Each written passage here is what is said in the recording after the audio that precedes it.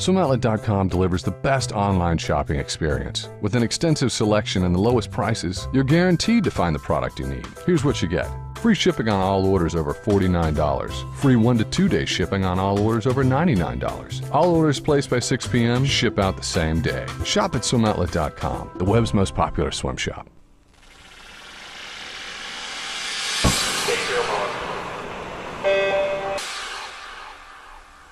This is the Morning Swim Show for Monday, June 25th, 2012. I'm your host, Tiffany Elias. We have a very special guest on today's show. He's one of our very own, Swimming World TV's associate producer and co-host of the Morning Swim Show, Jeff Commings. Glad we could have you as a guest on today's show, Jeff. It's a thrill. Thanks, Tiffany. Well, you have an unbelievable history in the sport of swimming. Most people are familiar. Why don't you just give us a little rundown over your last 30 years in the sport and where you are today?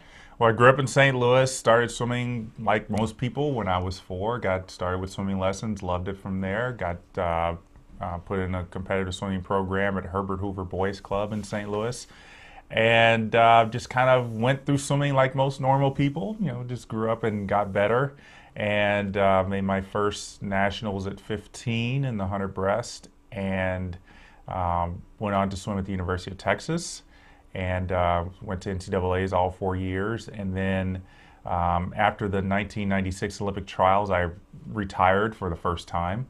And then after watching the Olympics, I realized I just still a little bit more left in me, and I went to train with the resident team in Colorado Springs for 2 years, and then officially called it quits after that. And seriously thinking I was done with swimming. Didn't want to do anything else, just kind of felt that my life had been fulfilled. And then I discovered master swimming and all the joys that came with that, especially the fact that there are 50s of the strokes in the 100 IM.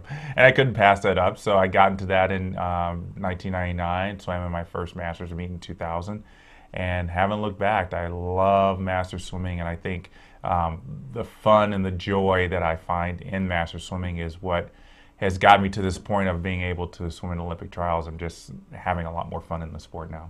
Yeah, that's a lot of swimming, a lot of competitive swimming. As we see swimmers taper out of that phase, and it's amazing to see you still continue that up until 38 years old, and touching on the Olympic trials, we'll come up to that in a second, because you're going to be one of the oldest swimmers there, which is a huge accomplishment.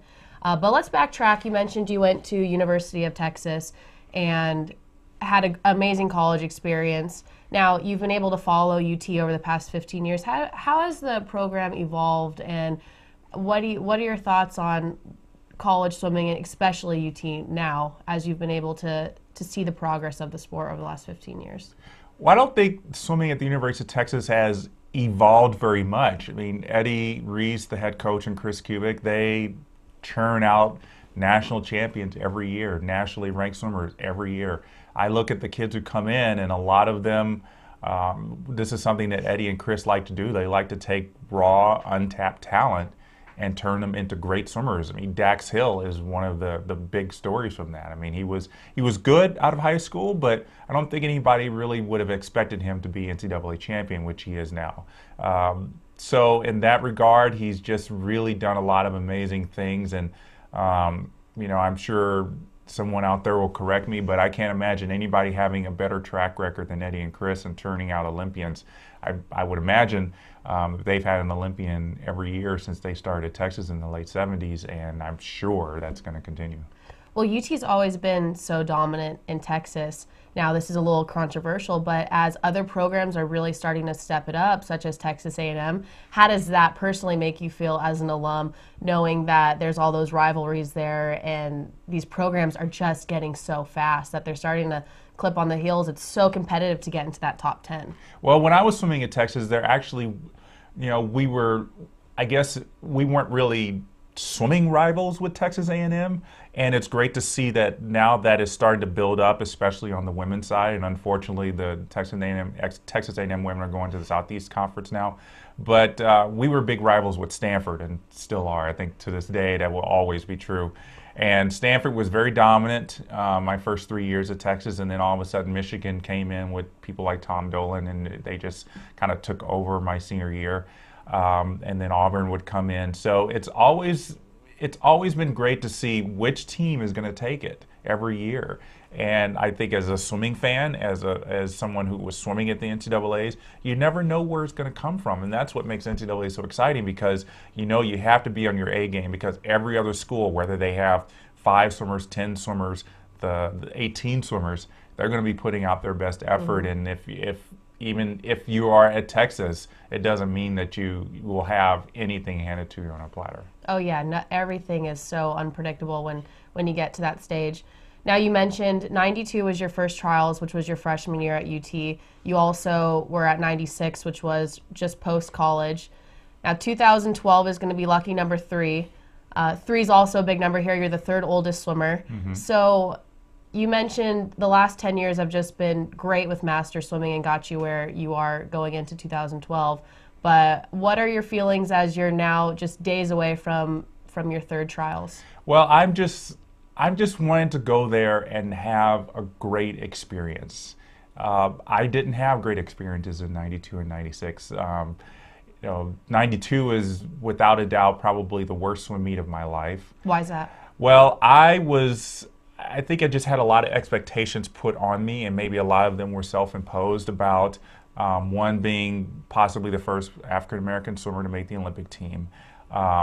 Just a lot of expectations because I was going in, I think I was seated 4th in the 100 breast, and all I had to do was get up 2 more spots and make the Olympic team. And so there was just a lot of pressure, and I never really felt that pressure before at nationals, that I had to get top 2. I used to just go to nationals and just be like, I just want to race and see what happens. And now it was the pressure of, if I don't get 1st or 2nd, then it's a bad meet. And so I kind of really didn't handle it very well. And then also on top of that, with the Olympic trials being one of, if not the toughest meet in the world, you really have to step it up. That even in prelims, as I found out, it was a different schedule in 92. The women's 100 free was the first event of the meet, and then was the men's 100 breast. And Jenny Thompson was in the 100 free, and in prelims she broke a world record. And I was staying on deck getting ready to swim, and I saw that, and I was just like, I cannot believe that they have to do this in prelims. I mean, nobody really breaks world records in prelims. But here she was doing it. I was like, well, I guess that's what everybody does at this meet. They just step up in prelims, and they swim really fast. And I was like, can I do this? Can I do this? And it just got to me, and I really started, was visibly shaking behind the blocks, just like the anticipation of swimming this 100 breast prelim, and would I make finals, and what was I going to do, and could I take it?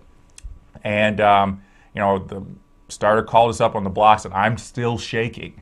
I mean, I couldn't control it. I just tried everything possible. It was like, this is just a 100 breast. You've done it lots of times. Just do it. And I just couldn't calm myself down. And my coach, Eddie Reese, told me he was 25 meters down the pool, and he could see me shaking. And it was like he knew he couldn't run down and say, can we hold up the race or something?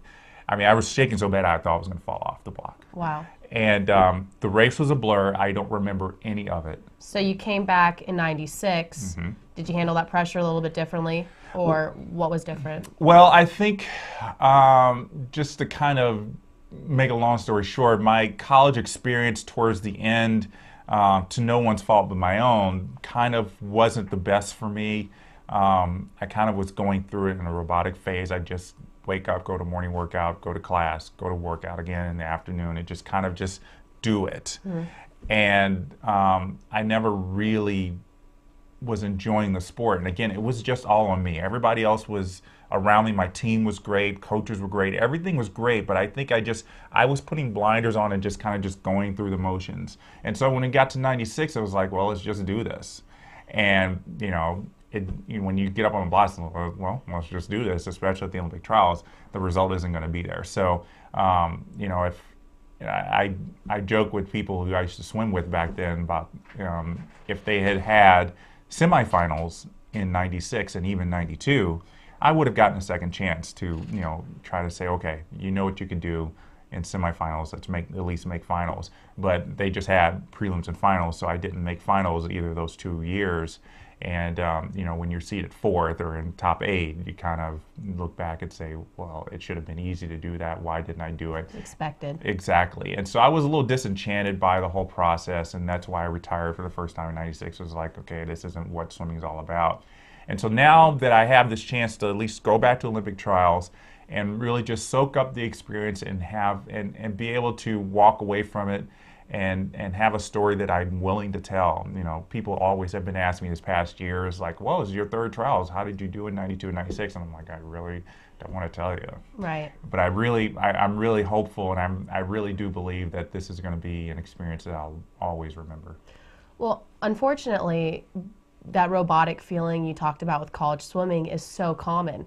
And as a college swimmer myself, I know exactly what you're talking about. Yeah. And it's so challenging even for athletes to make it through all 4 years. So here, you're an example. You had that kind of rough end, took a few years here and there on and off, and then found master swimming to kind of reignite that spark that I think we all felt when we were 12, 13 racing and loved the sport before it became a job. Right. So master swimming, let's go into that. Maybe what is your training as a 38-year-old that's getting you there? What is master swimming providing you? Well, obviously in Masters, I don't train as much as I used to in college or even as an age grouper. I mean, probably about half of what I used to do. I mean, I average about 3,500 yards or meters of workout, just one workout a day. For a little while, I was doing 6 days a week, but I've pared it down to 5. You know, you get older, you need more recovery days. And, you know, I can make withdrawals from that bank that I had from younger of, you know, churning out 8,000 a day, and I could just say I have that to fall back on these days where I don't feel like I'm getting enough in a master's workout. Also, I do a lot of dry land. I do, you know, 2 days a week in the gym. This year I added, or I guess I kind of substituted one of the days in the gym with a dry land session with J.R. Rosania, who helped Misty Hyman and Gary Hall Jr. and a few others win Olympic gold medals. And boy, is that guy tough. I mean, he really knows how to push you through your paces. And but you know, I got through it, and you know, I look back on especially the time in between December and February when I thought that, you know, I wasn't going to be able to lift my arms after a session with JR, and I think he's been one of the keys to really helping me. And another one is my coach Mark Rankin, who is you know, unequivocally the best Masters coach I've ever had, and one of the best Masters coaches I've ever seen. I mean, the guy is excited to coach at 6 a.m., which, you know, he's got 30, 40 swimmers who aren't really that awake, and he's getting us excited and motivated. And that helps me because, you know, some mornings I'm not really all that excited to be there. But, you know, Mark gets us motivated, and that's really helped me, not just this past year training for trials, but in the lead up to making my trials cut. It just really got me, it just changed my motivation and my excitement level. If my coach is excited, I'm excited, and it gets me through especially the hard workouts. Without a doubt, Phoenix Swim Club has one of the best master programs in the country. So we're very fortunate to be able to experience that, and it's been very key, I'm sure, in getting you to 2012 trials. So a lot of our viewers are younger kids, college kids, high school, going through this phase where swimming is tough. It's hard. They're up and down.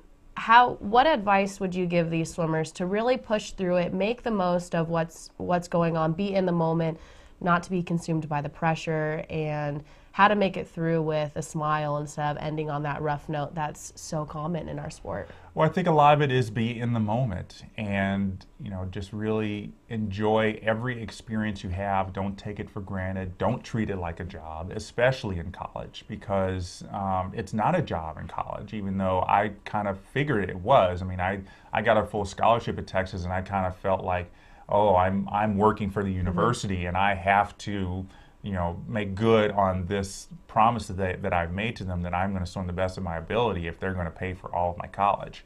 And, you know, it was a little bit tough, and I think a lot of swimmers just kind of, you know, there's so much going on in college, and I think they just get a little too stressed, and you know, they don't prioritize correctly. And you know, another thing was that I was going through a lot with not coming to terms with my sexuality, but just kind of really understanding how I wanted to live as a gay man, and it was a little bit difficult. And I think a lot of it was just not really trusting my team, and I was, you know, for a time I was afraid to come out to my team, and I think that really compounded a lot of the pressure that I had on me. And so Just really a lot of kids, no matter what the sexuality is, just really be in the moment, be present, enjoy the life that you have, and really, take into account and just step back and say, this is something that not many people get to do. No matter what division NCAA you're in.